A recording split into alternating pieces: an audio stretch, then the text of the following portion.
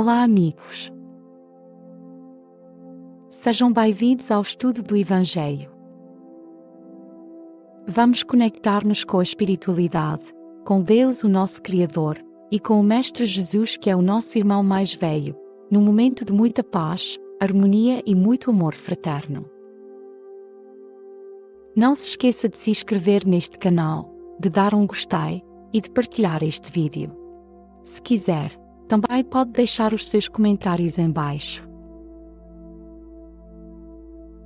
Vamos então dar início ao nosso trabalho, convidando todos a ligarem-se em pensamento com a espiritualidade, pensando em Jesus ou em Deus.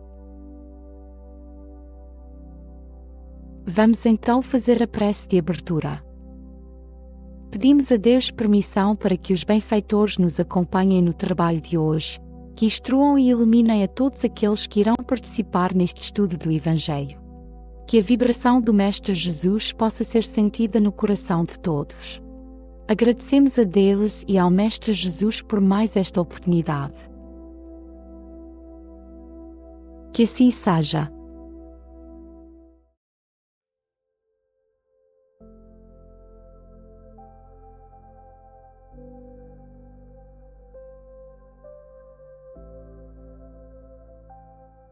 Vamos fazer a leitura de um trecho do Evangelho segundo o Espiritismo. Escolhemos o capítulo 9, Bem-aventurados os mansos e pacíficos, Instruções dos Espíritos. A cólera.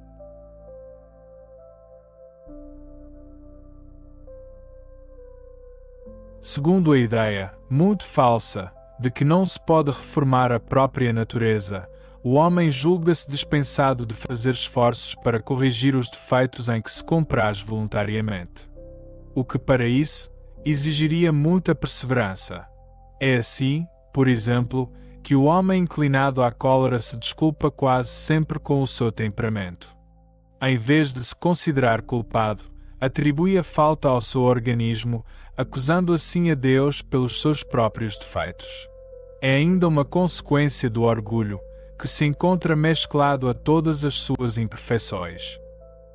Não há dúvida de que existem temperamentos que se prestam melhor aos atos de violência, tal como existem músculos mais flexíveis, que melhor se adaptam a exercícios físicos. Não penseis, porém, que seja essa a causa fundamental da cólera. Acreditai que o espírito pacífico, mesmo num corpo vigoroso, será sempre pacífico, enquanto o espírito violento, mesmo num corpo débil, não se tornaria mais dócil. Nesse caso, a violência apenas tomaria outro caráter.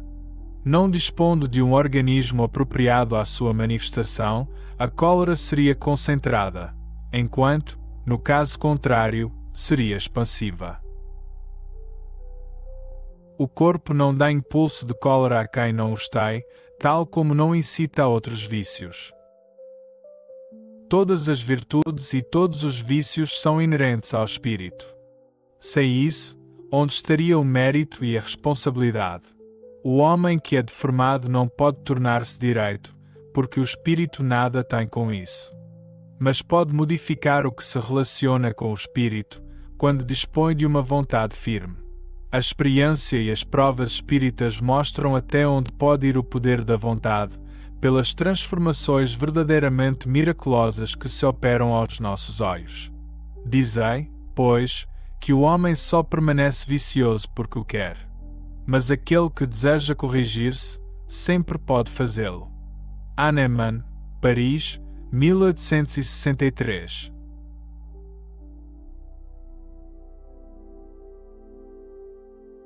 Olá a todos.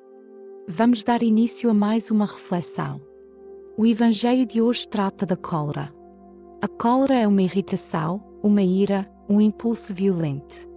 O trecho mostra-nos que muitas vezes passamos por esses estados e não percebemos que precisamos mudar os nossos comportamentos e reprimir esses impulsos negativos. Quando estamos insatisfeitos, deixamos-nos levar por sentimentos destrutivos. É essencial corrigir esse comportamento para que não se repita. É lamentável a quantidade de pessoas que se comprazem neste estado. Trata-se de uma condição espiritual inferior, que trará consequências futuras a essas almas. Todos nós estamos sujeitos à lei de causa e efeito. Tudo aquilo que fazemos nesta vida repercute mais à frente. No nosso estágio evolutivo, enfrentamos tanto provas como expiações. As expiações são situações que resultam de erros cometidos no passado e que precisam ser reparados. As provas, por sua vez, são desafios escolhidos por espíritos mais conscientes, com o intuito de evoluírem mais depressa. Assim, aqueles que têm o hábito da cólera, ao invés de reconhecerem a própria responsabilidade, atribuem-na ao corpo ou até mesmo à vontade de Deus. Isso revela o orgulho ainda profundamente enraizado em muitas consciências. Devemos compreender que tudo o que sofremos é reflexo de más ações do passado, que feriram outros, e agora retornam para nossa própria elevação. Deus, em sua infinita misericórdia, oferece-nos oportunidades de reparação. Revoltar-se contra as dificuldades, contra as pessoas ou contra as situações não resolve, apenas atrasa a nossa evolução. Outro ponto importante no trecho é quando os espíritos dizem que certos temperamentos se prestam mais aos atos de violência, como há músculos mais propícios a certas tarefas físicas. Contudo, não é o corpo que conduz à cólera, mas sim o espírito. Se o espírito for colérico e tiver um corpo adequado à manifestação da cólera, esta será mais evidente. Mas se for um espírito pacífico, mesmo num corpo predisposto, não se manifestará com violência. Logo, as virtudes e os vícios pertencem ao espírito, e não ao corpo. E isso pode ser transformado, porque Deus cria todos os espíritos simples e ignorantes, para que evoluam, ao longo de várias encarnações, até à perfeição. Durante este caminho, é natural cometer erros, mas é necessário repará-los. O mais importante é reconhecermos os nossos defeitos e procurarmos corrigi-los com sinceridade. Só permanece no erro aquele que não quer mudar. Quem deseja, pode sempre superar as más inclinações e contribuir para o seu progresso, nesta vida e nas futuras. Devemos empenhar-nos seriamente na reforma íntima, para evoluirmos sem ter que pagar preços tão altos. Se deixarmos de errar, avançamos na senda da luz. Cada encarnação será então mais dedicada ao aperfeiçoamento moral e intelectual. É fundamental desenvolvermos resignação perante as dificuldades da vida e não nos revoltarmos, muito menos contra Deus. Todos esses desafios são instrumentos para o nosso crescimento espiritual.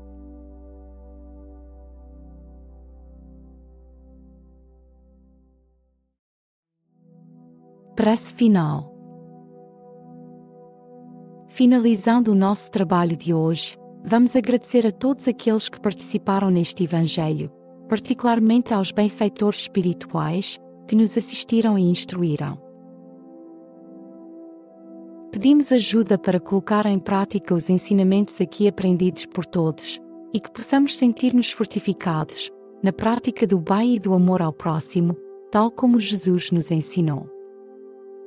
Pedimos também ajuda para os nossos irmãos sofredores, especialmente os que estão em grande sofrimento, e o perdão para eles, e por qualquer falha que possamos ter cometido com eles.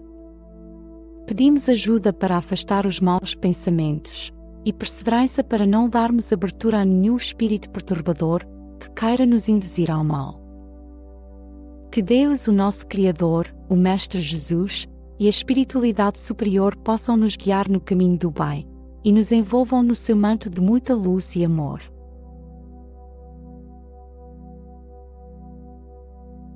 Terminado o estudo do Evangelho de hoje, agradecemos por ter assistido a este conteúdo.